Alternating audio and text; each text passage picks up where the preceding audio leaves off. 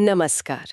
आज हम कंप्यूटर की एक बहुत ही बुनियादी लेकिन उतनी ही जरूरी अवधारणा पर बात करेंगे, डेटा का प्रस्तुतिकरण। और इसमें भी हम खास तौर पर समझेंगे एनालॉग और डिजिटल डेटा के बीच का अंतर। वैसे ये विषय प्रतियोगी परीक्षाओं के लिए तो बहुत ही महत्वपूर्ण है। बिल्कुल। देखिए, हम जो भी जानकारी कंप्यूटर को देते हैं या उससे लेते हैं, वो सब डेटा ही है। हाँ, लेकिन कंप्यूटर उसे समझता कैसे है, उसे दिखाता कैसे है, ये दो तरीकों पर निर्भर करता है, एनालॉग और डिजिटल। और इस अंतर को समझना, मुझे लगता है, आज की टेक्नोलॉजी की दुनिया को समझने की पहली सीढ़ी है। तो चलिए इसी विषय की परतों को खोलते हैं। बिल्कुल। तो शुरू करते हैं परिचय से।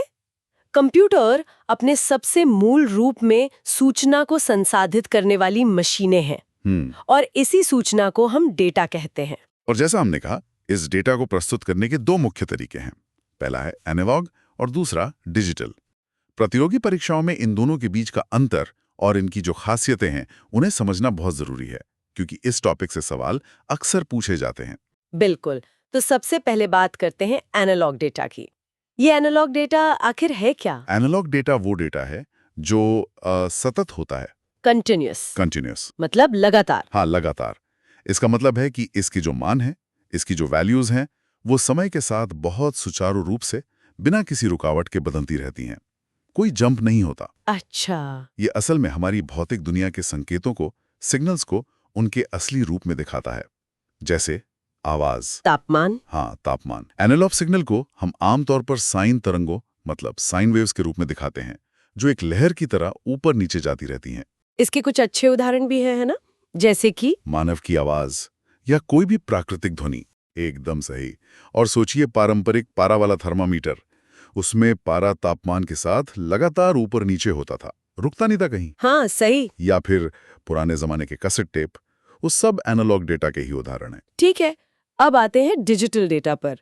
एनालॉग के बिल्कुल विपरीत डिजिटल डेटा असतत होता है, डिस्क्रीट। हाँ, डिस्क्रीट। यानी ये जानकारी को गिनती की जा सकने वाली अलग अलग इकाइयों में तोड़ देता है। बिल्कुल सही कहा।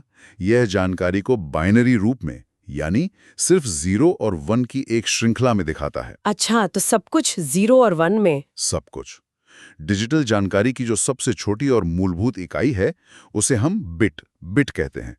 यह बाइनरी डिजिट का ही एक छोटा रूप है। और आजकल के तो लगभग सभी modern electronic device digital data का ही इस्तेमाल करते हैं। बिल्कुल, जैसे कंप्यूटर में स्टोर की हुई फाइलें, सीडी, डीवीडी या पेन ड्राइव में जो भी डेटा है, और यहाँ तक कि हमारी डिजिटल घड़ी भी। सब कुछ डिजिटल है। अच्छा, तो अब जब हमने दोनों को अलग अलग समझ लिया है, तो चलिए इनके मुख्य अंतरों को एक एक करके देखते हैं। हाँ, ये बहुत जरूरी है। तो सबसे पहले प्रकृति, नेचर। एनालॉग डेटा, जैसा कि हमने कहा, सतत है, कंटिन्यूअस है। और डिजिटल डेटा असतत है, मतलब अलग अलग टुकड़ों में। ठीक है। अगला है सिग्नल। एनालॉग सिग्नल एक साइन तरंग जैसा होता है, एक लहर की तरह। जबकि डिजिटल सिग्नल स्क्वायर तरंगों जैसा होता है, मतलब सीढ़ियों की तरह दिखता है, स्टेप्स में। अच्छा, और उदाहरण तो हमने देख ही लिया एनालॉग में, मानव आवाज, पारा थर्मोमीटर। और डिजिटल में कंप्यूटर, ऑप्टिकल ड्राइव्स। अब एक बहुत ही जरूरी पॉइंट पर आते हैं, शोर का प्रभाव। हाँ, ये एक बहुत बड़ा अंतर है।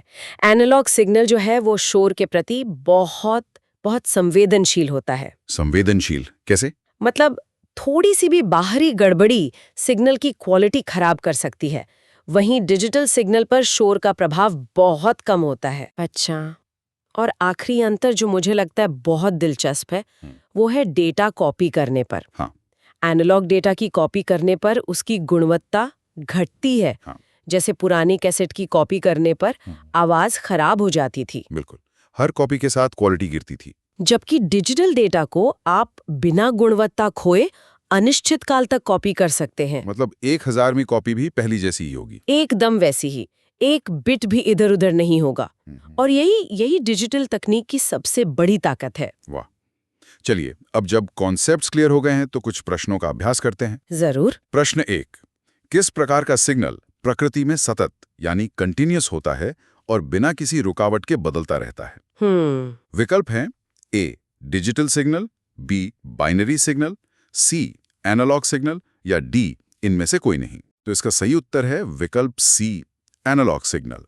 जैसा कि हमने अभी चर्चा की, एनालॉग सिग्नल हमारी भौतिक दुनिया का सीधा प्रतिनिधित्व करते हैं, जो लगातार बदलती रहती है, इसलिए वे सतत होते हैं। बिल्कुल सही। अगला सवाल, प्रश्न 2।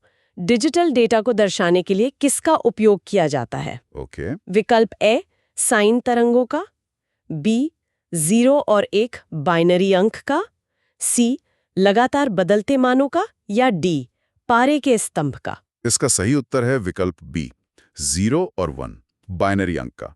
सारी की सारी डिजिटल जानकारी को बाइनरी अंकों यानी 0 और 1 की एक श्रृंखला का उपयोग करके ही दर्शाया जाता है। बहुत बढ़िया। अब प्रश्न 3, निम्नलिखित में से कौन सा एनालॉग डेटा का एक उदाहरण है? ये अच्छा सवाल है। विकल्प ए एक कंप्यूटर में संग्रहित MP3 फाइल, बी एक डिजिटल कैमरा द्वारा ली गई तस्वीर, सी एक ई-बुक, या डी मानव की आवाज। इसका सही उत्तर होगा विकल्प डी, मानव की आवाज। क्यों? क्योंकि मानव की आवाज एक प्राकृतिक ध्वनि है जो सतत तरंगों के रूप में होती है, इसलिए ये एनालॉग है। बाकी सारे विकल्प MP3, डिजिटल फोटो, ई-बुक, ये सब डिजिटल रूप में संग्रहित डेटा हैं। समझ गई। और हमारा आखिरी सवाल, प्रश्न 4, डिजिटल जानकारी की मूलभूत इकाई क्या कहलाती है? ये तो बहुत ही फंडामेंटल सवाल है। विकल्प है A byte, B bit, C hertz, या डी पिक्सल। इसका सही उत्तर है विकल्प बी, बिट। बिट का पूरा नाम ही बाइनरी डिजिट है। ये डिजिटल डेटा की सबसे छोटी इकाई है, जो या तो 0 हो सकती है या 1। बहुत बढ़िया। मुझे लगता है कि इन सवालों से कॉन्सेप्ट और भी पक्के हो गए होंगे। हाँ, बिल्कुल। तो चलिए अब सभी महत्वपूर्ण बिंदुओं को परीक्षा के लिए जल्दी से दोहरा लेते हैं।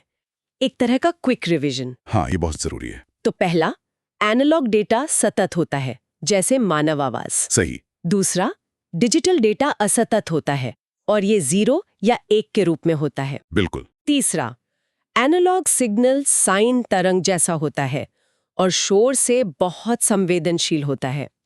आसानी से खराब हो जाता है। चौथा, डिजिटल सिग्नल स्क्वायर तरंग जैसा होता है और इस पर शोर का असर कम होता है। राइट, ये ज्यादा मजबूत होता है। पांचवा, डिजिटल डेटा की सबसे छोटी इकाई बिट है। सबसे छोटी इकाई। और छठा, डिजिटल डेटा को बिना गुणवत्ता खोए कॉपी किया जा सकता है। और ये सबसे क्रांतिकारी बात है। ये सारे बिंदु परीक्षा के नजरिए से सबसे ज्यादा महत्वपूर्ण है। इन्हें याद रखने से इस विषय से जुड़े ज्यादातर सवालों के जवाब आसानी से दिए जा सकते हैं। तो आज हमने एनालॉग और डिजिटल डेटा के बीच के बुनियादी अंतरों को समझा, उनके उदाहरण देखे और कुछ महत्वपूर्ण प्रश्नों का अभ्यास भी किया। ये समझना कि जानकारी को कैसे दर्शाया और संग्रहित किया जाता है आज के डिजिटल दुनिया में एक मूलभूत ज्ञान है। बिल्कुल। और ये हमें एक बहुत दिलचस्प विचार की ओर ले जाता है।